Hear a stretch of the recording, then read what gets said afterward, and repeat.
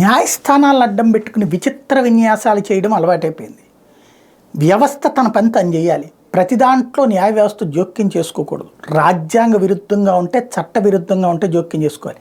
కానీ దానికి ఉన్న విశేష అధికారాన్ని బేస్ చేసుకుని కొన్ని తీర్పులు ఇస్తుండటంతో ఎవరికి వాళ్ళు తమ స్వార్థం కోసం కోర్టును వాడుకోవడానికి ప్రయత్నిస్తున్నారు. అందులో ఎస్పెషల్లీ ఆంధ్రప్రదేశ్ హైకోర్టులో రాష్ట్ర ప్రజల మంచి కోసమని కాకుండా ఖచ్చితంగా తమ స్వార్థ ప్రయోజనాల కోసం కోర్టులలో కేసులు వేసే వాళ్ళ సంఖ్య పెరిగిపోతుంది.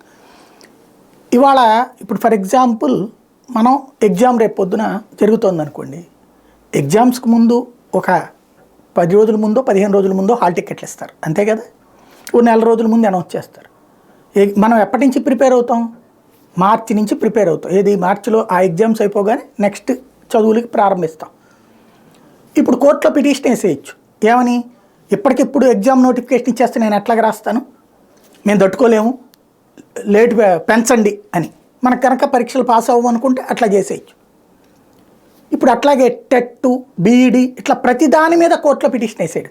ఏంటంటే ఇప్పుడు ఆ టెట్ వీటెట్లో తక్కువ టైం ఇచ్చారని 15 రోజుల్లో మేము ఎక్కడ ప్రిపేర్ అవుతామండి. రేపు పొద్దున ఎలక్షన్స్ కూడా ఇట్లాగే పిటిషనే ఇచ్చాము. ఎలక్షన్స్ 21 రోజుల ముందు నోటిఫికేషన్ ఇస్తారు.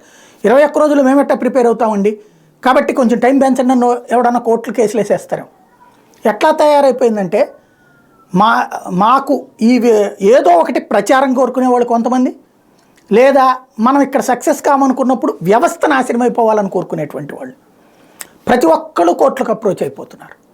ఏ పని జరగని ఎట్లా పని జరుగుతుంది అనడానికి నోటి దగ్గర దాకా మొద్దొచ్చినప్పుడు ఆగిపోతున్నటువంటి పరిస్థితులు. ఎంతకాలం ఈ పరిస్థితి అంటే ఇక దీన్ని ఆపగలిగినోడు ఎవడో ఉన్నట్టు కనిపించట్లా.